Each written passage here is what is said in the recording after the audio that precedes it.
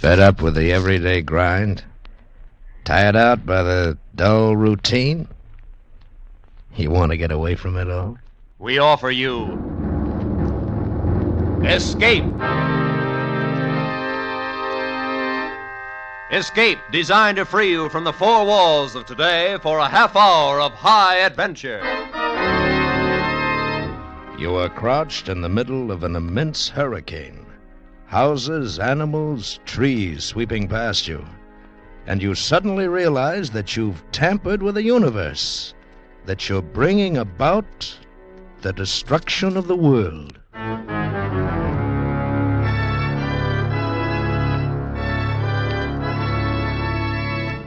Tonight, we escape to a placid English village and the presence of an equally placid little man who one day shook the world, as H.G. Wells told it in his delightful and famous story, The Man Who Could Work Miracles.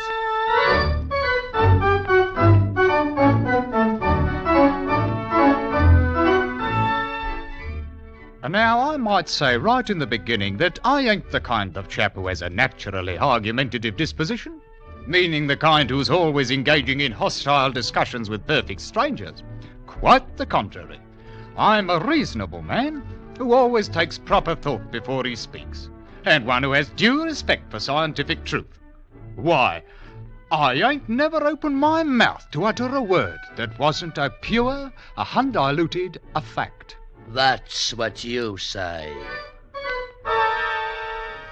Howsoever, when a man of inferior intellect, such as Toddy Beamish has showed himself to be more than once, when a man like that insists upon airing his ridiculous opinions in a public place such as the Long Dragon Bar, then I've got no choice but to confound him with the superior knowledge which I possesses.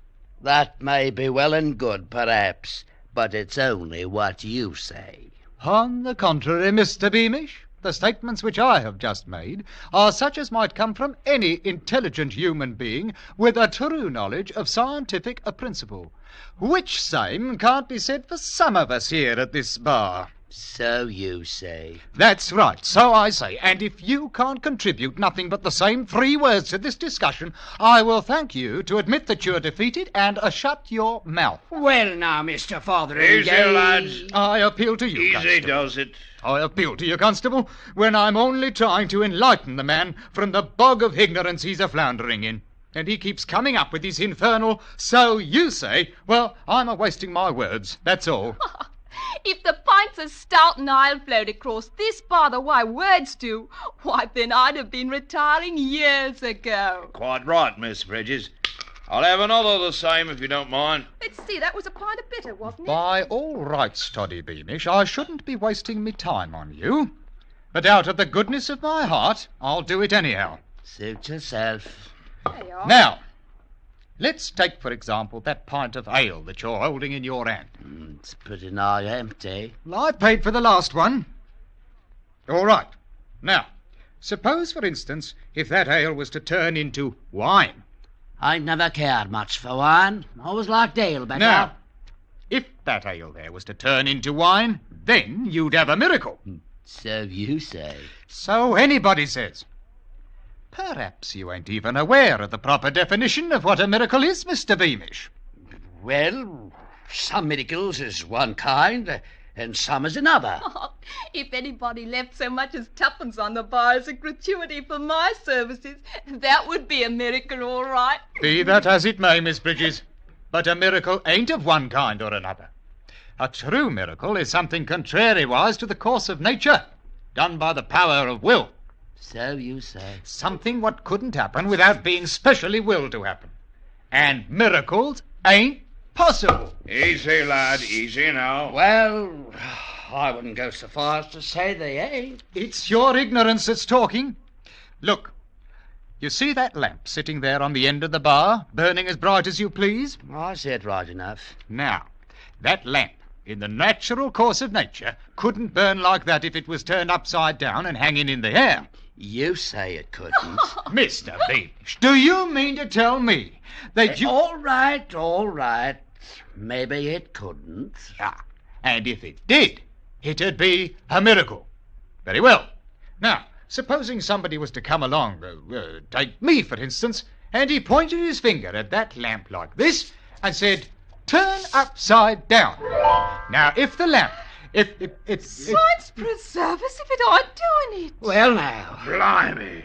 A burning and a hanging there without no visible means of support. I can't keep it up there much longer. Remarkable. Highly remarkable. And now then, Mr. Fotheringay, stop it. Stop it immediately, and that's my official order. Have a care, Constable. Watch out. There it goes. Oh, now see what you've done, Mr. Fotheringay. My best lamp chimney. Oh, clean no more than an hour ago. Smashed into smithereens. But I didn't try to do it. Oh, for all you knew, you might have caught the whole place afire. Most irregular and illegal besides, like as not. We'll have no more of it. You understand? But I tell you, I didn't Oh, mean you for and your silly conjuring tricks. it. It wasn't a conjuring trick. Ah, that's what you say. No doubt you've had a bit too much to drink. Oh. All I sorry. done was to point my finger at it like that. And... Stop it now! Don't you dare! But that's all I'd done. In that case, Mr. Fotheringay, you defeat your own argument right out of your own mouth. And how is that, might I ask? If it weren't caused by some form of trickery, then what happened to that lamp was a miracle. Oh, here now, I ain't holding with no blooming miracles. Hold with them or not, as the case might be, Mr. Fotheringay. But you just stood right there and performed a real, true, honest, genuine miracle. That's what you done.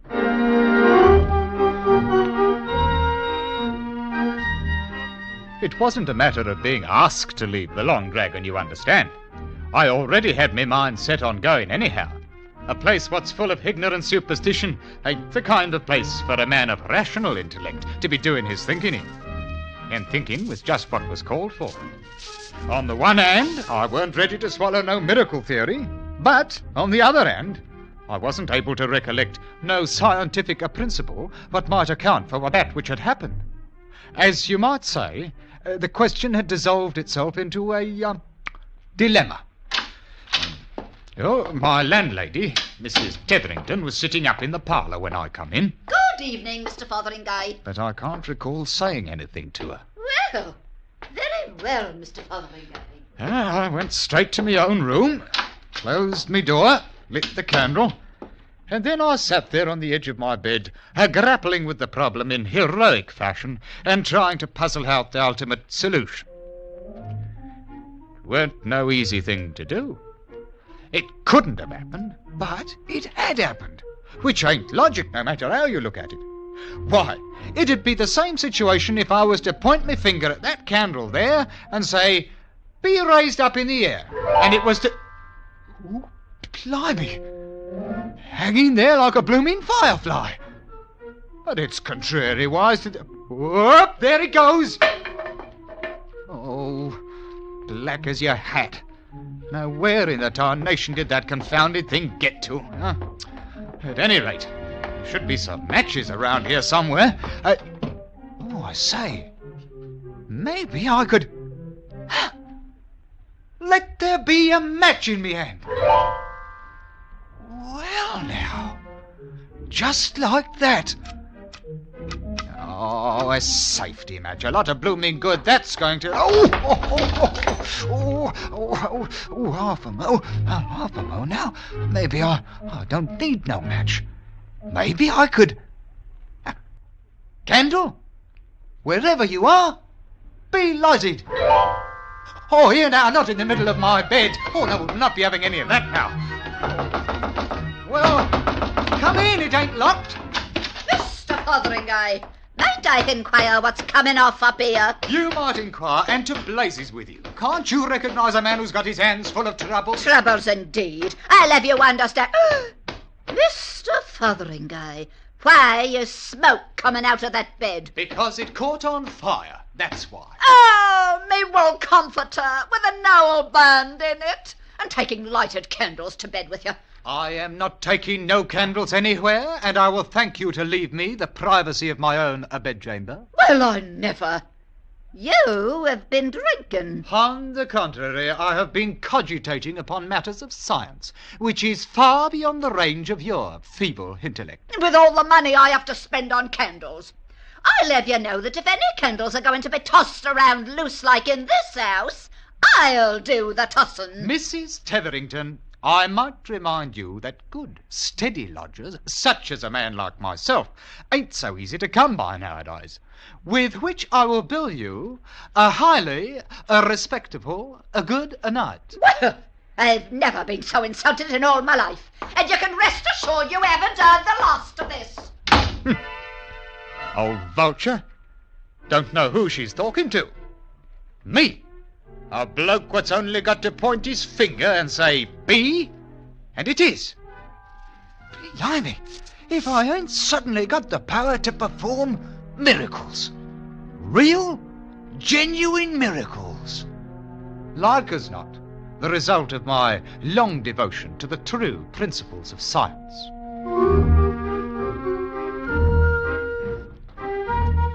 Well, I got through the next day without no trouble, and come evening I went walking down the lane that leads around Millsdale's pond, attempting to put my mental processes into order, as you might say. Mostly I kept trying to cogitate on some honest-to-Betsy miracle I might up and perform. But it ain't such an easy matter for a chap who's unaccustomed to goings-on of that nature. No, what I wanted was the genuine article, you understand. No little shenanigans, one with which to make people stop and say, blimey now, if that ain't a real downright miracle for you. And all of a sudden, I had it. I just happened to recollect a chap somewhere who stuck his staff into the ground and commanded it to blossom. So, I poked me walking stick into the edge of the turf, I backed off a wee bit and pointed me finger at it. Walking stick, become a blooming bush of flowering posies. Roses, by heaven. I done it! Just like that fella in the opera. Here now, what's going on here? Oh, Constable Winch, confound the man anyhow. Cease and desist whatever it is you're doing in the name of the crowd. Oh, you there, Rosebush, go back now, fast. Have a mind there who it is you're throwing bramble bushes at. Blasted thorns might injure a man severely. Yeah, there. Confounded blundering idiot. I'll see now who's conducting nefarious activities under the cover of darkness. Assaulting an officer engaged in the pursuit of his natural Well, so it's you, Mr. Fotheringay. The fact being self-evident, Mr. Winch, I will not bother myself to answer. So you'll not bother yourself to answer, eh? Maybe you'll also deny that you just threw a great heavy mass of foliage at me? I do deny it. Then no doubt it just up and flew through the air all by itself. Constable Winch, you have just hit the nail on the head. So that's the way the wind blows. Some more of them blasted hanky-pank conjuring tricks of yours, is that it? On the contrary, it was merely a small miracle. You don't say so. In which case his honour might enjoy hearing you tell about it. So come along with you now. I will do nothing of the kind. Oh, resisting an officer. That'll be another charge against you. Charge, indeed. Mr. Winch, you can take your charges and go to Hades. Whoa, Constable. Oh, Mr. Winch. Oh, blimey, if he ain't gone and disappeared complete like. Oh, I wonder if he...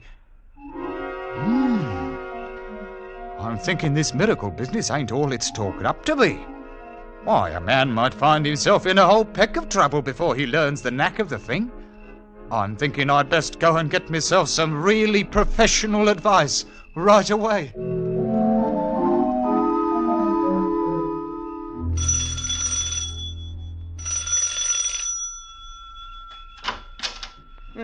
Good evening to you, brother. A very pleasant evening to you. And the same to you with many of them, Mr. Maydig. That is, your reverence. Oh, no formality now, none at all, no. Just call me Mr. Maydig. Well, now, thank you kindly, your Maydig ship. Won't you step inside? Much obliged to you, Mr. Reverend ship. Just follow me now. This way, Mr.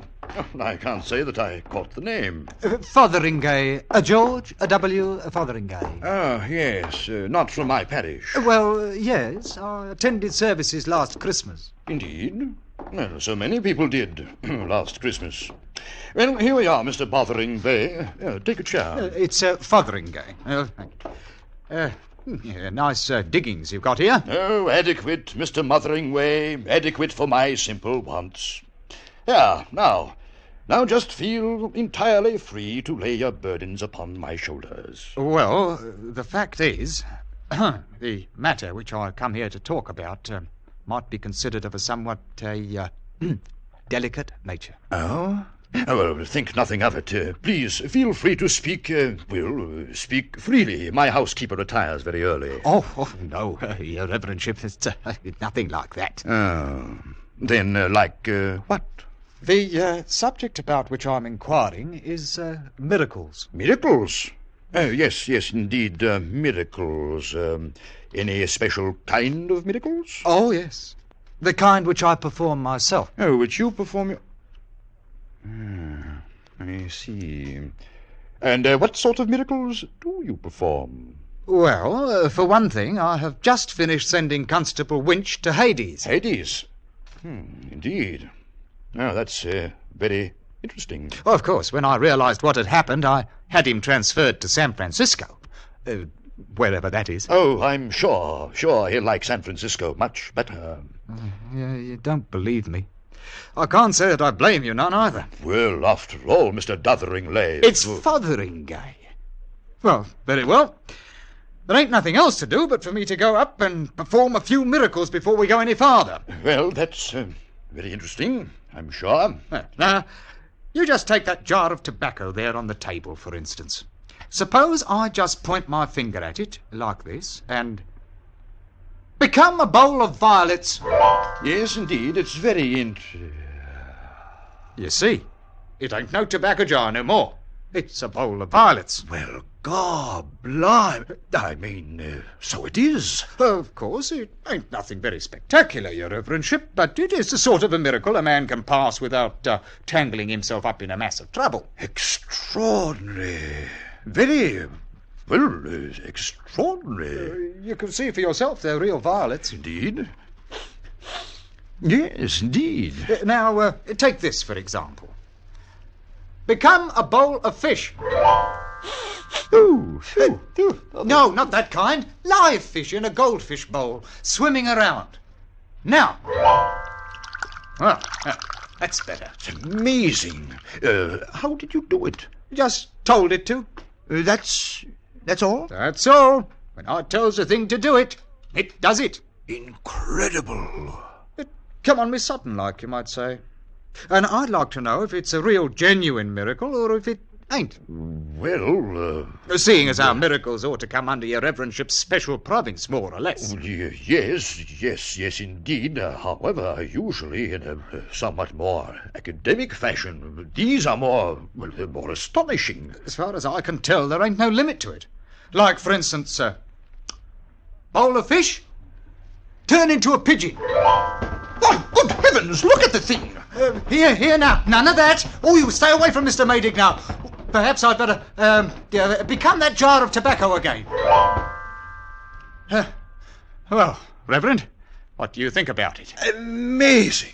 It's the most extraordinary thing I've ever seen in my life. Ever expected to see. No, I've got to think about it, consider the possibilities. Well, I might come back in the morning. Oh, no, wouldn't hear of it. I was about to dine when you rang. I wonder if you'd join me.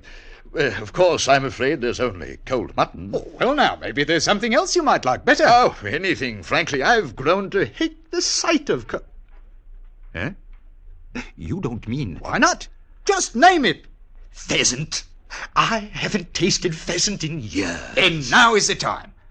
Let there be a pheasant on the table. No. Not like that.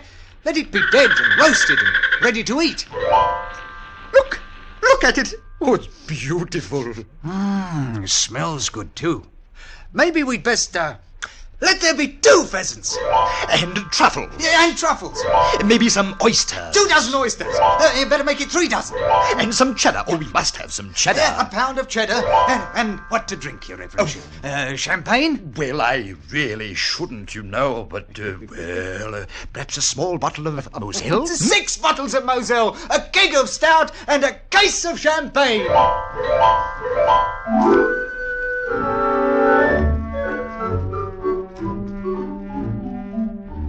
There wasn't no mistake about it. I'd come to the right place for certain. Once Mr. Maydig got over his first astonishment, he turned out full of ideas for brand new miracles. Things even I might never have thought of, like as not. Well, we polished off that meal in no time at all. As easy as a cat frying eggs. And an hour later, we was out walking in the dark streets of the village, turning out miraculous jobs so fast, I fairly wore out my finger a-pointing with it. I couldn't begin to tell you all the wonderful things we did in a couple of hours. Installed a new railway line, drained Flinders Swamp, turned it into a meadow, cured the vicar's warts, paved all the roads, eliminated taxation, reformed the Lord Mayor, and made all the girls in the village beautiful. These weren't none of your halfpenny miracles. All of these were big. And we went right on turning them out, one every 2 minutes, just as regular as clockwork. By midnight, we passed clean through the village and were walking along the lane by Millsdale's Pond, fairly tired out by all that thinking and pointing and performing of miracles. Mr. Fotheringay, I've just thought of another one. Indeed, and what might it be? The village clock. There in the steeple. Listen to it. It's terrible. True enough. It ain't got a very melodious sound to it. Then let's give them a good clock, eh? A great, rich, booming one. All right, Mr. Maydig. Let that there clock become a genuine London-style cathedral clock.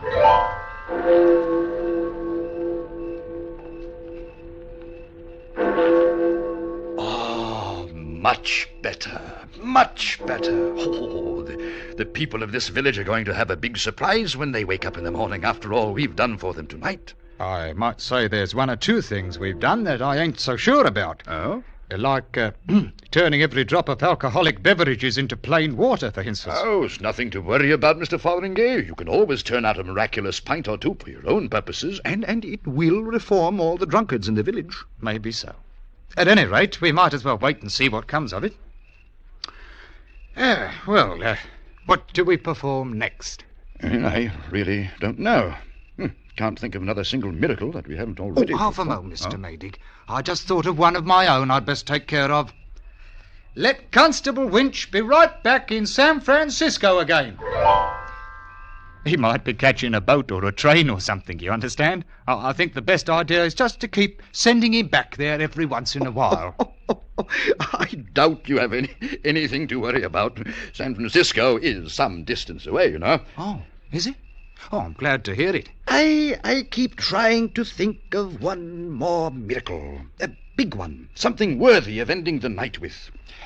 But I just don't...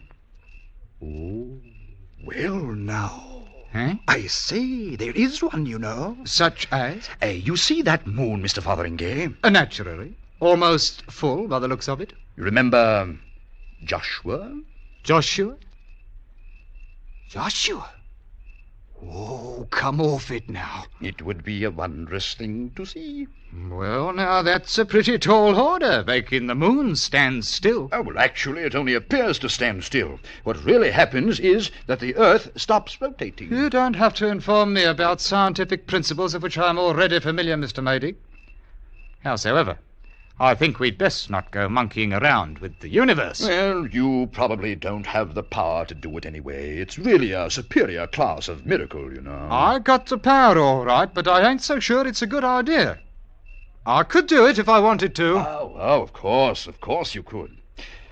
Well, perhaps we'd better get along home. Half a mo now. I I might just leave it stopped for a little while. Oh, if you could stop it at all. Oh, well now, if that's the way you feel, you just take a look at this.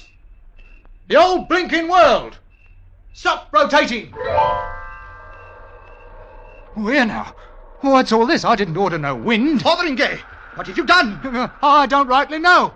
Look out. Things is starting to blow loose. Oh, you confounded, blundering idiot. Duck your head. Here comes a cow through the air. Oh, missed. You better lie down in the ditch before it gets blowed away. Oh, it's getting worse all the time. Well, I can't seem to pull my wits together. Oh, I got it. When the Earth stopped rotating, everything on the surface kept right on moving. 500-600 miles an hour. Houses, cows, the wind, everything. It's a scientific principle. A lot of good that does. Stop it, man. Stop it. Do something. Do... Oh, Mr. Maydig. Oh, Mr. Maydig. Oh, blimey if he ain't blown clean away. Gone. Oh, now I got myself in a fine kettle of fish for certain.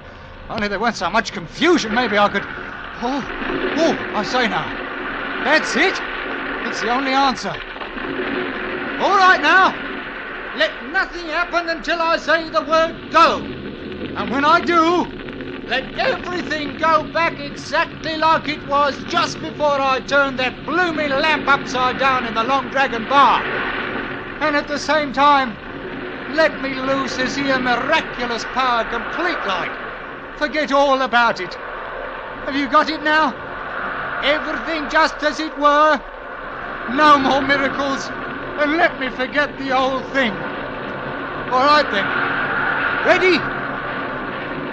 Go!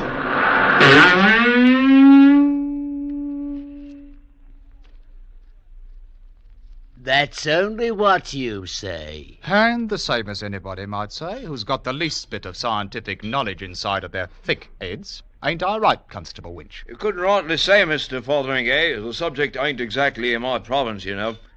And all the same, Miss Bridges. Right you are, Constable. Irregardless, Mr. Beamish, miracles ain't possible. So you say. So I say. Maybe you don't even know what a miracle is. Here we are. Maybe if I was to point my finger at that lamp there on the bar and tell it to turn upside down, I suppose you think it might do it. Well, I wouldn't say it would. You wouldn't say it wouldn't. Mr. Beamish, you ain't got a brain in your head, and I'm only wasting my time trying to enlighten you, which I ain't going to do any longer. There you are, Miss Bridges. Why, thank you kindly, Mr. Fotheringay. I'll be dropping in again when the place ain't quite so crowded. I bid you all a respectful, a good, a night.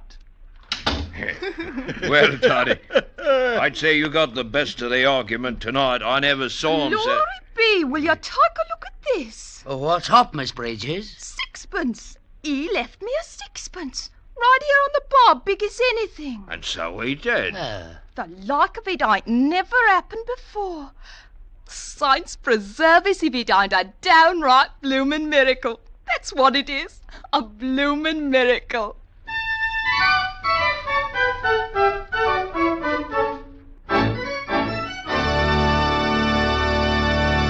Escape is produced and directed by Norman MacDonald. Tonight we have brought you The Man Who Could Work Miracles by H.G. Wells, adapted for radio by Les Crutchfield, with editorial supervision by John Dunkel. Featured in tonight's story was Ben Wright as Mr. Fotheringay, with John Daner as Mr. Maydig, Wilms Herbert as Totty Beamish, and Jeff Corey as Constable Winch. Eleanor Audley was Mrs. Tetherington, and Constance Cavendish was Bridges. Special music by Ivan Ditmars.